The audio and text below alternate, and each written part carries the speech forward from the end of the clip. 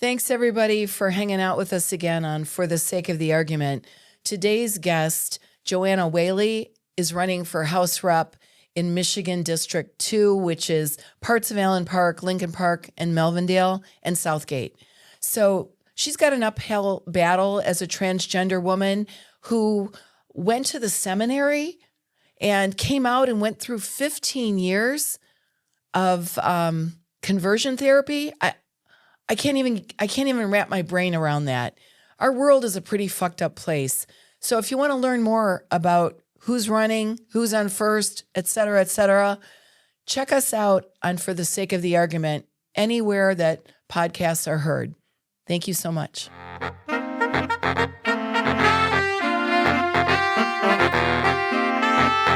Hey, Joanna Whaley, welcome to For the Sake of the Argument. I'm so pleased to have you here today. Thank you for having me. I'm excited. My pleasure. Oh, my stomach just growled, but that's okay. I hope you heard that. That means you're really listening out there in the audience. You're a Democratic candidate for Michigan House District 2. Give us a bit of your background and let us know why you're running for this seat and what communities encompass Michigan District 2. Yeah, so the communities are Allen Park, Lincoln Park, Melvindale, and Southgate. And the reasons, this is going to turn into a long form podcast if you want all the reasons, but for me, it kind of goes back to where I started in life. I grew up in a Christian family and, became a pastor at a really young age and was raised in Christian nationalism as a young leader. And for me, we'll get into this, I'm sure, a little bit later in the show, but for me, I found my way out of that world. And coming out of that was really a challenge to be myself. I came out as a trans woman about 4 years ago, and the complete hatred that I experienced in that time of my life was so difficult to manage.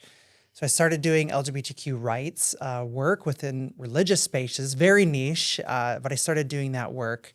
And it was then that I started to, really begin to see the egregious things that our community, me being new to the LGBTQ community within, the last 4 to 5 years, outwardly, seeing the egregious things that are happening politically in our world to our community.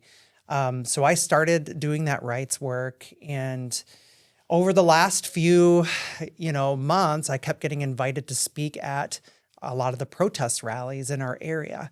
And after the first one, it was a hands-off rally, I was invited to speak by one of our local indivisible groups. And they were like, we're looking for somebody to talk about LGBTQ rights and to talk about Christian nationalism. I'm like, I got both of those for you. Ding, ding, ding. Yes. So I shared my story. And it was then that people in the community started to ask me if I would run for office, which was really interesting. It was never on my bingo card. And so I was like, no, thanks. I don't know if that's for me. And then some things started to happen within our state house, specifically with my state representative, who is a Democrat, who started to exhibit signs of not supporting the LGBTQ community. Wow. And for me, that was a big trigger for me to say, you know what? I was starting to think about it. The people of my district, the people of Downriver were saying, you need to run for something, you need to do it. And I wasn't sure where to turn.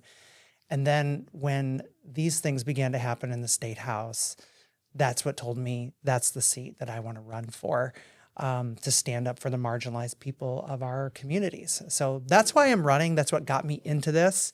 I've been trained my whole life, and we'll get into more of my training. I went to seminary. I'm a seminary grad. I studied liberation theology in school, which is the study of marginalized people within the story of the divine. So I've been trained. Well, it seems like such a contradiction, the way religion is doled out. Right. Yeah. And so I've been trained to listen to the cries of the people. And so what I began to do was I began to hear the cries of even the people of my district and the things that are plaguing them. And it just put a fire under me to say, we need representatives who are listening. Absolutely. And who can hear the things that people need and who can actually move other people towards fixing and eradicating those systemic problems. Well, I don't know if you know this. Why would you know this? But I am from downriver. I grew up and lived until I was almost 30 years old in Ecorse. Yes, you're our neighbors in Lincoln Park. Absolutely. And I am a realtor and I sell in Lincoln Park and Allen Park and downriver, every little corner of downriver with pride and pleasure. It'll always be my home, even if I'm not living there now. Yeah. And I'm curious, what do you think some of the major issues facing the residents of House District 2 are, and how do you plan to address them? One of the number one things, and every Democrat right now is talking about this, is affordability. But in our context, in our district, affordability, yes, is a huge problem. But really the root causes are from bad corporate behavior. Affordability for housing, food, gas, or all of it? Everything, Yeah. right? So, I had to go get food for my kids this weekend, and the bill was shocking. It was even more than I remember it being, even from weeks ago, it was more, I know. And so, but what people in our district are wrestling with is I can't afford to keep up with the way things are going, but specifically because of the way I'm being paid, because of the way that my company is treating us, the existential crisis of, am I going to lose my job? And this is something I'm trained in, is to hear existential crisis. I'm hearing this over and over from our community. My bosses are getting raises while my job is getting cut or my hours are being cut. And so for me is really, having my eye on how are corporations behaving within our state that are affecting my residents, the residents of our community. So that's the number one thing. The number two thing is creeping utility bill costs. Oh, God. Yes. And, even right now, there is a proposal before the Allen Park Planning Commission for an AI data center in the city of Allen Park, which is, new and developing, and it's starting to show up. But our bills are already high. Each and every, week, I go to one of our local city council meetings. I sit in every city council meeting. I've been in every council meeting I possibly can in those 4 cities for the last 6 to 8 months. I have sat in every one, and not a week goes by that a resident doesn't say, what's going on with this bill? Why is it so high? So, our utility companies are also just practicing gouging on our residents. Yeah, unabated. Yeah, and there's no accountability because a lot of our politicians have taken money from them. So those are things that our district are talking about. And also not a week goes by that I don't get a call from a wife who's crying, whose husband has been picked up by ICE. Oh, so many things. But I want to go back. Are you going to take money from the utilities? Absolutely Campaign not. contributions? No. They already don't like me. I met some of them at a Chamber of Commerce event, and they avoided me with everything they possibly could. I will not. And, my current state rep has taken the money, and I will not. Yeah, we don't tolerate that bullshit anymore. No. Being a former evangelical pastor, can you tell us a little bit about the experience, what you experienced getting kicked out of church leadership due to your identity? Yeah. Well, was that a big surprise? Yes and no. So I'll give a little context to this. I became a minister, a pastor at the age of 17. Wow. No training. What could go wrong? It's going to be fine, right? So I started working at one of the largest mega churches in our area at the time. So at the age of 17, here I am pastoring in a church of 2,000 to 3,000 people. And on the front door of the church, it said, all are welcome, right? And you see that in a lot of churches. So this is a mega church, right? Big rock and roll music, lights and smoke and sirens and lions and tigers and bears. Oh my, that was my experience of church. But, the backdrop here, getting hired at the age of 17, is my whole life since the age of 8, probably 8 or 9, I started to realize there's something going on with me as far as my gender. Now, when I was a kid, we didn't have language for it. When I was a kid, my mom used to ask me questions like, are you gay? And I'm like, I don't think so. I didn't know what was going on, but my mom always knew something. Mm-hmm. But it wasn't until I got into college that I actually had language for the first time that I believed I was trans and that I knew I was trans. So I began to talk about these things because I believed my pastors loved me and that they accepted me. And actually, a lot of times our pastors told us, hey, we want you to be real here. We want you to feel like you can trust us with the deepest parts of life. So this was the deepest part of my life. I began to talk about it when I was an undergrad at Eastern Michigan University. I think I was a junior at EMU when I first started to talk to my pastors about my gender. And it was then that I was subjected to 15 years of conversion therapy. 15 years. 15 years. And how old were you when you started? I was in my early 20s when I started this. 15. Oh my God. That's longer than a prison sentence in the Trump administration. Yeah. It's, and the whole time, I was being told like, this isn't God's best for you. And so I believed that, and I, subjected myself to it. And this is when it was really fully legal in the state of Michigan. And there was really not a lot of laws nationwide to fight this practice. And so, I just remember how it spiraled me. My mental health spiraled to a point where I dropped out of college because I couldn't handle the mental health load that what conversion therapy was doing to me. Was your family on board with all of this? My family had no idea it was happening because my church isolated me from my family. Oh my God, yeah. Cult mentality. Yeah, so that's the context of everything I had been going through. I had finally kind of, I was still going through conversion therapy when I ended up working for one of the largest church in America, which is stationed in Oklahoma City. Their main campus is in Oklahoma City. About 100,000 people a weekend, over 40 locations nationwide. Ended up working there. Learned a lot about how to lead, large groups of people, and how to, listen to the things that the community is needing in multiple places. But I moved back to Michigan, worked for another large megachurch here in the state of Michigan. And one weekend I had left my journal sitting on my desk in my office, and I had been processing all these things going on with my gender over the years and just really kind of, processing these things theologically. And someone in the church read my journal and reported it to the board of directors, and I was fired 3 days later. Well, I think there's something against all of those things in the Bible, but they don't pick those pieces out. Yeah. I want to read a quote that has been attributed to you, and I'd like you to talk a little bit about how these experiences that you've gone through since being a child will shape the way that you lead.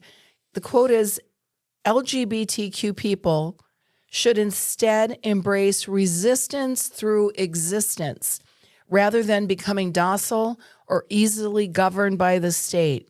LGBTQ individuals should make it impossible for the state to dictate who they are or whom they can love. Yeah. Fuck yes. Yes. LGBTQ people do need to resist by existing. It is absolutely, I stand by that statement. I wrote this article, it's called Gender and Jesus, in a response to the Trump's second inauguration, and just the absolute disgusting use of my faith to tell people who they can be and who they should be. And it was in that moment that I said, you know what? I am not, and I was getting counsel at this point in my life to just kind of be quiet, to kind of, settle down and just exist as a trans person. Don't be so loud. Don't be so, over the top an advocate for people. You're just going to get yourself in trouble and frustrate yourself because you can't change the system. And as soon as I heard Donald Trump say it is the official position of the United States of America that there are only two genders, I said, hell no. I am not going to sit anymore in my home and throw things at my TV and watch them use Jesus as a weapon against an entire people group. We are better than that. Christianity should be better than that. And it can be better than that. And I've seen it be better than that. And so, yes, queer people in general, this is our time to tell the state, you're not going to tell us who we can be and who we can love. And so for me, I think it's important, and I see this as I have become a candidate for the state house. I go across the state and I talk to LGBTQ people across the state who have a deeply homophobic or transphobic representative, and they say, please represent me because I'm not being heard in my government. And so I think this is the time for queer people to flood the county office and run for office. It's time for more and more of us. If you're gonna create dehumanizing policy, do it to our effing face. What do you say to queer people who are having a struggle, that are embedded in their faith, but are struggling with the hypocrisy? Yeah, I was there. I hear you. And the first thing I'll say is, if you don't have clear affirmation from your faith community, you are not safe. And it's time to find a way out of that community. Wow, that's strong. Yeah. And if you are not in a church that will fly a rainbow flag on its side of its building, you are not in a safe place.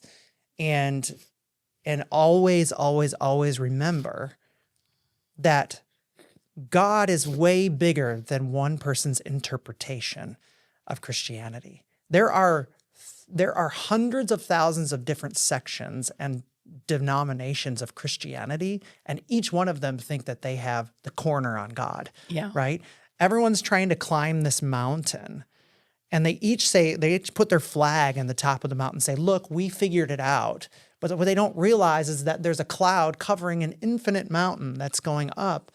No one can know and have the exact corner on exactly who God loves and who God is going to accept, you know? And so for me, for those who are in faith, who are struggling, maybe you're in the closet, maybe you're that pastor who's like in the Christian Nationalist church.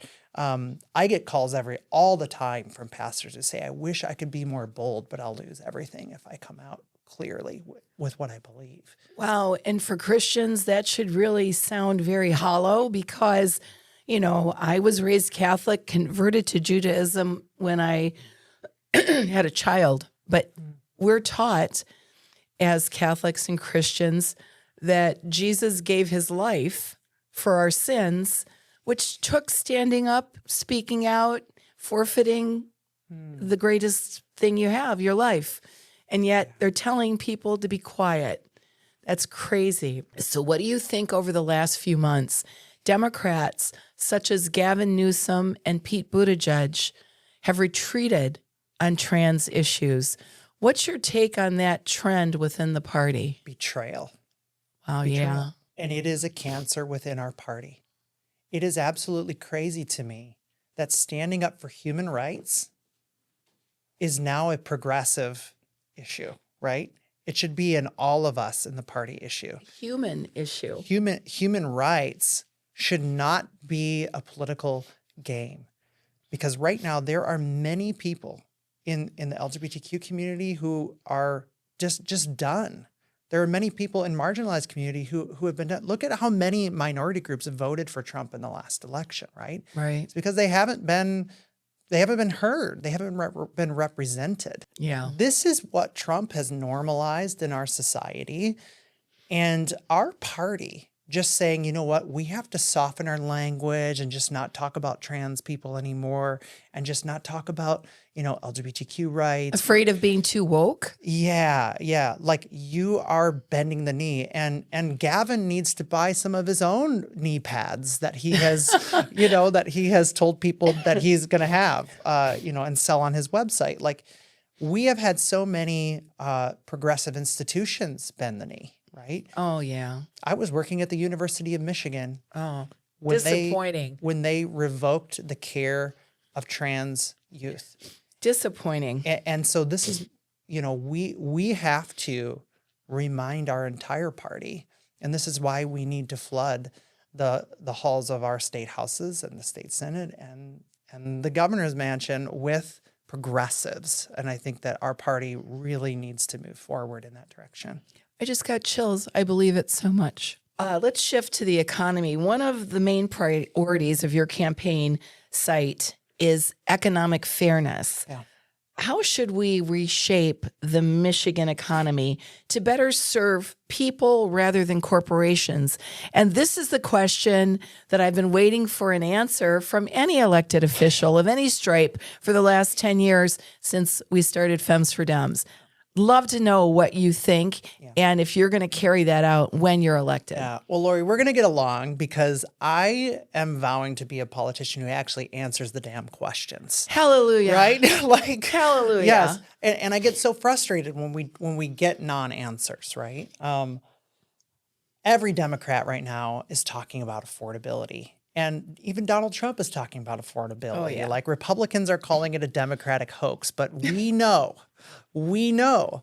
that affordability is a huge problem, right?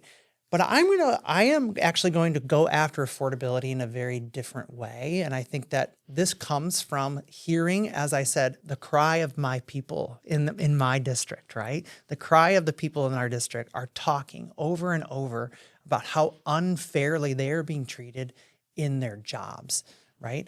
And so I think one of the number one ways that I want to go after economic fairness and the affordability crisis is fighting bad corporate behavior. We have companies who have, if you've seen the ratios of pay from CEOs to the moderate or the middle of the pay scales within these companies, they are outrageous. I mean, you're talking like 500,000s to 1, right? And back in the 50s and 60s, the CEO would make maybe 3 times as much as that middle executive. Back when America was great. When America was great, right. Like that's the thing. We have what's called a K economy. And so a K economy says the rich are getting richer and the rest of us are getting poor. Holy shit. That's a strong visual. That is right. Exactly. I love that quote from the late great theological text of Moneyball that says, there are rich teams and there are poor teams, and then there's 50 feet of crap, and then there's us. This is our economy right now. And it is because of poor corporate behavior. For example, I work in spiritual care in hospitals now. That's what I do professionally. I am a chaplain in emergency and ICU and end of life. I got the only full-time job in my field within maybe 100 miles. You're kidding me. Yes. So, but everyone's dying in hospitals and needing spiritual guidance and care. When I started my residency at the University of Michigan a year ago, maybe a year and a half ago, there was a lot of full-time jobs in my field everywhere. My advisors, don't worry, there's going to be plenty of jobs. As soon as Trump got elected, as soon as, Republicans took over this economy.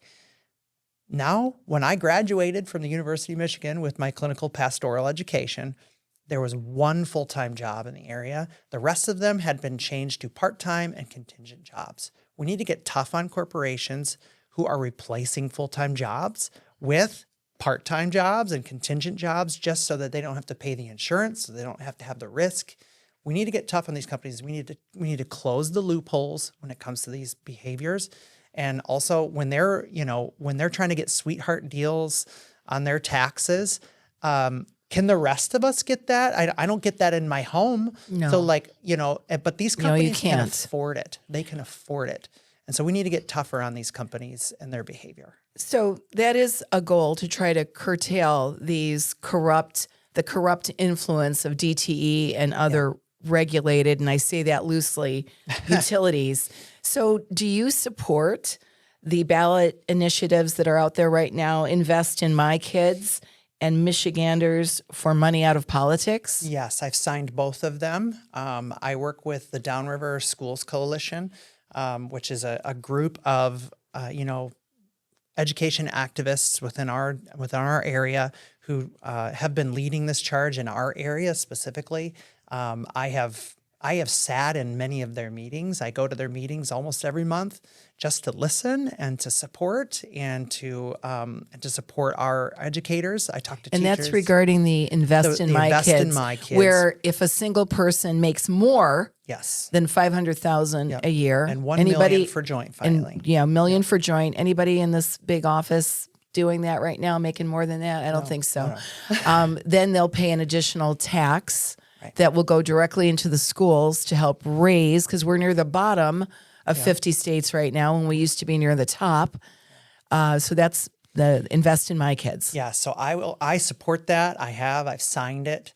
And I also, to get money out of politics, I know the people who have been running the ballot initiative in our area. They go to every Democratic club. I have signed that as well. I support it. And as I said, I will not take corporate money. My primary challengers have taken corporate money, and they will take corporate money. And it is something that we just have to get out, because DTE is getting these sweetheart deals because they have these legislators in their pockets. Even Republicans are on board. A lot of Republicans are on board to make sure that money out of politics is a thing. Right. It's going to be hard for these utilities to even get a meeting with me. Like, that's the level of no thank you that I want with my legislative work. They are not going to have a seat at my table. I'm very impressed by you. We have one more. I knew I liked you. We have one more question. And so what do you think the biggest threat to the state of Michigan is right now? I'm really interested to hear what you're going to say. Christian nationalism. Okay. Christian nationalism is the number one threat to our state, to our nation, to our municipalities. I call it trickle-down crap, right? Yeah. Trickle-down crap. I like that. Trickle-down crap. We have the Heritage Foundation, who has totally jumped into bed with our president, and their policies have gotten their way into our Congress, and those things have started to trickle into, and we now have a state house. We have Republicans in the state of Michigan who are mimicking what they see from the top. Christian nationalism, I was trained in this, okay? So I was trained when I was a pastor to uphold what is called the Seven Mountains Mandate. What the Seven Mountains Mandate is it says, instead of just trying to get Christians to come into our church, what we're going to do is we're going to raise up leaders to take over society.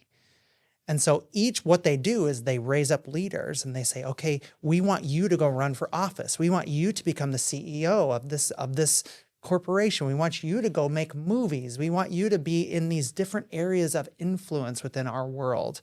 And what's happening right now is that we have a religious ideology that is trying to force its interpretation of what they think morality is on everyone else. I hear it each and every day from the state house floor. We hear it every day in the committees in our state house. We hear, and I think what's important is to have leaders who can hear Christian nationalism coming 100 miles away rather than when it's right on top of us, right? We need to be able to hear when it's coming before it even becomes a problem.